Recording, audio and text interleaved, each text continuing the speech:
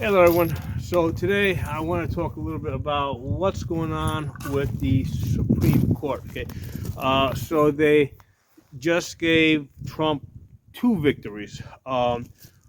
One where he could continue deporting the criminal illegals, but they said that they would still have to get due process in Texas, right? Because the law says that they have to, basically, they have to get that due process where they're being held, where they're being confined, and that's Texas. And those courts down there are going to be very partial to deporting them as fast as possible. But the Supreme Court did not specifically say anything about the Aliens Enemy Act, okay, whether or not Trump's use of it was constitutional. All they said is, yeah, they get due process, but they got to get it in Texas, okay, which sort of means that it's going to be a really quick due process, and they're most likely going to be deported a lot, much sooner rather than later, okay. The other thing that came out with the Supreme Court is they said that Trump can fire because basically there was he had fired some 16,000 temporary workers or people who have been working for less than a year in the federal government, and then one of the district court said had to stop them, and then the Supreme Court said that no, you don't have to hire them back. You can continue to keep them unemployed while this plays out in the courts. Okay, so it's not a final judgment. They basically just said that Trump doesn't immediately need to hire them back. That this case needs to work its way out through the courts still. Okay, so on the surface, it seems like a Trump victory. It's not just on the surface. It actually, in practice, in reality, it is a Trump victory. And the interesting thing about this is it was a 5-4 decision. I think that Amy Barrett, it seems like she sided with the radical left, right?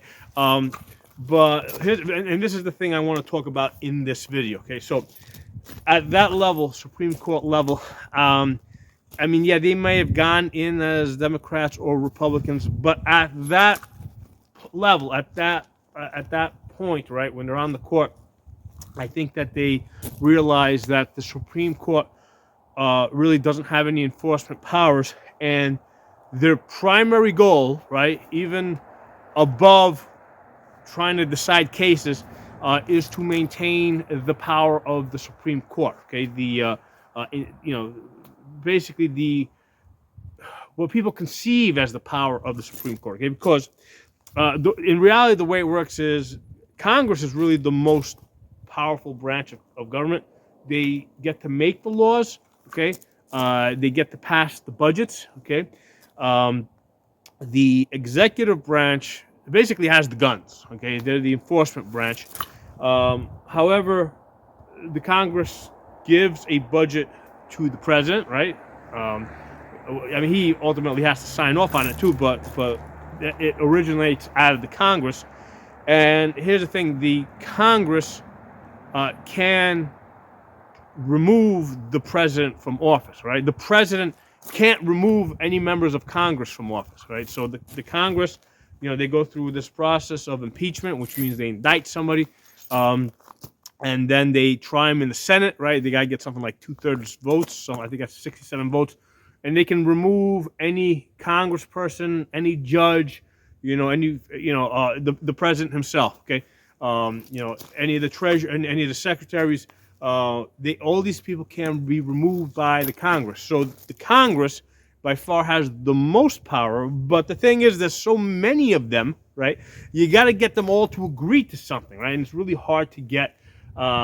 Especially in the case of removal from office, to get 67 senators to agree to anything. It's hard enough just to get 50 of them to agree to anything. Okay, so even though Congress has the real power, because there's so many of them going in different directions, it's really hard for them to wield that power efficiently. Okay, the president, on the other hand, right, the executive branch is run by a single president, right? A single person, a president.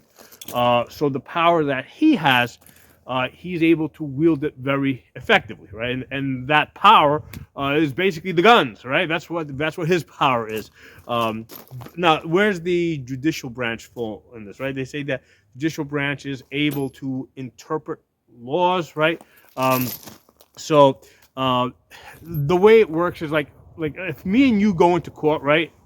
And we are found in contempt of court, we're going to go to jail, right? They're going to fine us heavily, whatever, but we're going to get in trouble, okay? If the Supreme Court or any other court finds the president in contempt of court, it means nothing, okay? Because they can't remove him from office, they can't send him to jail. Only the Congress, and specifically the Senate, can remove him from office. So the best that the Supreme Court can do is make a suggestion. Okay, they make suggestions as to what is constitutional or not constitutional. Okay, so that's the reality of it. Now, the Congress, which has most of the power, right? Because remember, they have the ability to remove their own members, judges, the president, all the secretaries, right? They have that power. What the Congress can do is they can use, let's say the Supreme Court came out, or any of the other courts came out and held the executive branch, the president, or any of the secretaries in contempt of court.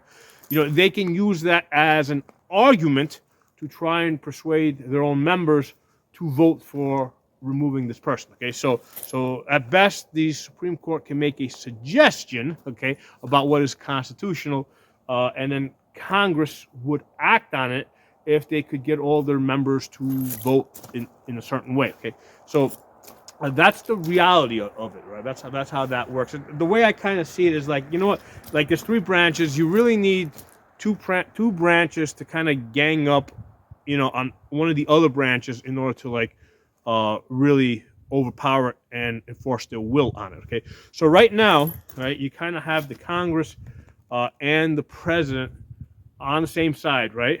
At least up until the midterms, they're on the same side. So it is especially hard for the Supreme Court to enforce their will, right, on either of the other two branches, okay? Because the Supreme Court is by itself. So the challenge now of the Supreme Court, right, especially of John Roberts, because I believe that this is his primary goal, is to maintain the power, the perceived power of the Supreme Court. Okay, so in order to do this, right, they essentially got to have both sides believing, right, now on the both political sides believing that the Supreme Court is relevant, right, and they're both. Everybody knows that the Supreme Court has no enforcement powers. But what they're trying to do is they're trying to get the Supreme Court to rule one way or the other way, right? So that they can say, see, the Supreme Court agrees with us. Okay, that's what they're really going for here, right? That's what they're trying to get out of the Supreme Court as a practical matter. Okay, and to do that, right? The Supreme Court wants this. They want both sides coming to it, trying to get their blessing, right? But they realize that, hey, if they seem like they're partial to one side or partial to the other side, the other side, right, the side that feels like they're not, the side that feels that they're not getting that they don't have a fair chance, is going to say, you know what, forget about it, and they're just going to start calling out the Supreme Court is political, that it's partisan, that's all these things. So that's what they're trying to avoid. Okay, so the goal of the Supreme Court is to try and get both sides to believe that they have a chance of winning with the Supreme Court. Okay, that's the number one goal, especially of John Roberts. Okay, so he doesn't really care which side wins, because to him the politics of which side wins, that's like a temporary short-term thing. He's looking to preserve the long-term power and prestige of the Supreme Court, okay, because that's basically his That's the side that he's on, right? That's the side that he's on. So that's what he's really interested in doing. So he understands the current situation, right? He understands that, hey, it's the Supreme Court against both the executive branch and the Congress at this point, okay? Because at least temporarily, the Congress is Republican, right? So he understands that. So I think what he's looking to do, all right, what I think the justices in general are looking to do is probably to give 75% wins to Trump, okay, and basically give 25% wins to Democrats, right? Because I think that's a level where, because remember, Trump wants to use the Supreme Court to tell everybody, hey, see, everything I'm doing is legitimate, it's constitutional, okay? So if Trump is winning 75% of the time, right, like practically speaking, I think he would be willing to accept 25% losses for the benefit of saying, hey, he's, most of the stuff that he's doing is legitimate. It's been approved by the Supreme Court, and I think there's a good chance he would say, hey, okay, you know what, this stuff over here that they ruled against me, you know what, I'm just going to go along with that, and I'll try to find some other way to get stuff done. Okay, so I think that's a balance where Trump kind of goes along with the Supreme Court, because if the Supreme Court, for example, was, let's flip this around. Let's say they start giving Trump 75% losses, right? At this point, I think he's going to say, you know what? I've got 4 years to get stuff done, okay? The clock's running. Screw the Supreme Court. Let them call contempt on me. I don't care. I got to get stuff done, okay? So that's why I think like what Roberts and the rest of the Supreme Court is trying to do is trying to figure out what's the balance where they can give Trump just enough wins so that he's willing to go, that he's willing to basically go along with the 25% losses that they give to him, right? And at the same time, they're looking at the Democrats and they're saying, okay, the Democrats for a long time have been saying at the Supreme, especially with the balance now being somewhat 6-3 in favor. I'm not going to say conservatives. I'm going to say originalists, maybe, okay, versus like 3, absolute leftists there, right? So the challenge here of the Supreme Court is to basically keep the Democrats involved in this game and believing in this game, right? Despite the fact that there's a 6-3 majority against them. How do you keep them involved? How do you keep them believing in the system? Okay, so you got to give them some wins. Okay, so I think that's where I'm guessing that they will say that, hey, if the Democrats get 25% wins, that will be enough to keep them quiet, right? In a sense, like they're not going to be saying, hey, the Supreme Court is political, it's partisan, it's corrupt, because from the position of the Democrats, right? If they're getting 25% wins, what they're probably thinking to themselves is, hey, if we start talking shit about the Supreme Court, well, now we're going to lose those 25% wins, right? Because now they're going to say, hey, they're just going to give everything to Trump. Okay, so that's what I think the game is, right? They want to give the Democrats just enough wins so that they stay involved in the game and they don't start bad-mouthing the court. Because even though it doesn't like really mean anything, it doesn't really mean anything. But as far as public perception, it does mean something. Okay, so they want to hold on to that. They want to keep the Democrats quiet. They don't want them bad mouthing the Supreme Court, and the way to do that is to give them some wins, so that they can keep their mouths shut. Okay, so that's what I think is going on there. And I think that explains what's going on with Roberts and Barrett, right? Because these two are like switching back and forth, taking turns, siding with the liberal judges, all right? So I think that's the game there, right? Because I don't think that, I don't think either, especially Barrett, I don't think she wants to be seen as siding with the liberal judges, but I don't think that Roberts wants to either. So I think they say, okay, listen, we're gonna keep switching back and forth. Okay, this way we're kind of like both.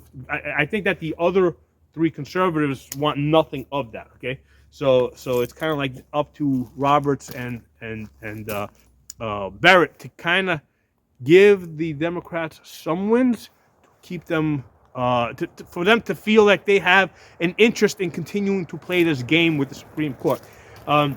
So with the recent one with the deportations, right, where Barrett, whatever her name was, dissented. Okay, the interesting thing about that is that she didn't go along with the full dissent, right? She went along with a very small portion of it, right, where she said, okay, I dissent with this, and this. I agree, or rather, I agree with this, and that part of the dissent.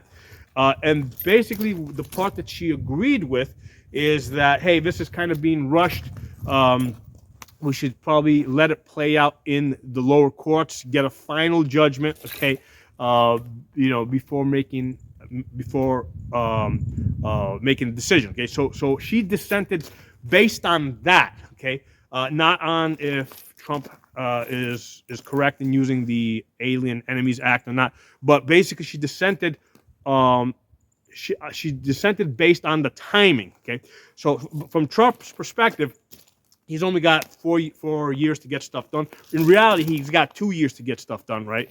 In reality, he's only got one, because everything that he wants to get done, he has to get done well in advance of the midterms, so that he can use that to campaign, right?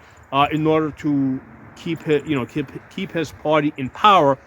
So he's got to have his successes at least 3 or 4 months before the midterms, so that he can use that to campaign and tell everybody, hey, see everything I've done. So in reality, he's only got 1 year to get stuff done. Okay, the Supreme Court justices, on the other hand, their timeline is decades. Okay, if we look at the bump stock case, it took 5 years for that to run its course through the Supreme Court. Okay, so that's a pretty good look. That's a pretty accurate average of how long it takes for the Supreme Court to finally decide a case. Okay, it takes an average of 5 years, which is longer than the president's 4-year term. Okay, so Trump knows that, and he's like, you know what, we're not doing. I don't have time for this. I gotta get stuff done now. So that's the balance there. That's the struggle that's going on. Trump needs to get stuff done now. He doesn't have 4, 5, 6 years. He's only got 1 year to get stuff done, right? So he can present his victories before the midterms. The justices don't like rushing things, right? The justices are academics, right? For example, Barrett, right? She's what people will describe as an academic, not a trial lawyer, right?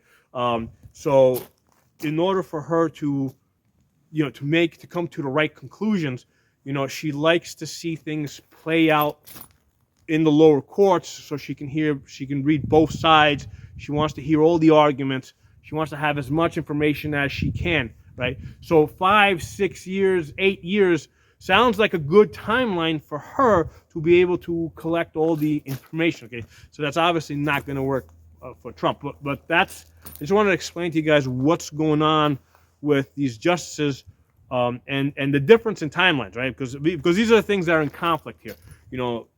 Trump is basically working with a 1-year timeline. The justices are usually working with 5 to 8 year timelines. Okay, so there's a difference in the speed at which they want to get stuff done. Okay, there's the fact that, hey, the Supreme Court, it's if you look in the Constitution, it doesn't specifically say how the Supreme Court is supposed to do its job. Okay, it's kind of vague about it. Okay, it does talk a little bit about the organization, talks a little bit about the lower courts, but the way that the Supreme Court operates, could be changed, right? The justices themselves could decide how to, that they want to do things completely differently. The way they operate is the way they choose to operate. Okay, so these some things for you guys to consider. But anyway, I just wanted to kind of get that out there as far as what I think is going on with the justices. They're really not interested if Trump wins or loses, or if the Democrats or the Republicans win or lose. I don't think they could give a rat's ass. In fact, I think that like I think they're looking at all the stuff that's happening because another thing that they don't do is like they don't get in the news, they don't talk, right? They try to keep everything really hush hush until they make a decision. They could change that, right? They could decide to come out and be more public, and so they could if they wanted to change all that. But I think that they're looking at what Trump is doing every day. Okay, they are. In fact, I believe that they're not taking other cases because they're spending so much time trying to absorb as much information as they can about what Trump is doing. Okay, and what the Democrats are trying to do through the courts and how the Republicans are trying to oppose them. Okay, and through all that, okay, their primary goal is to maintain the power and the integrity of the Supreme Court. And from their perspective, right, they're just trying to get through Trump's 4-year term, okay, and not lose, and for the court not to lose any power or any perception of power. Okay, so anyway, I kind of wanted to put that stuff out there. There's a channel that I follow called Four Boxes Diner. The guy that runs it, his name is Mark Smith. He's a constitutional scholar. Okay, his focus is on the Second Amendment, but he does cover other things relating to the Supreme Court. And I highly recommend you guys follow the channel because it kind of gives you an insight into a lot of the stuff that's going on behind the scenes.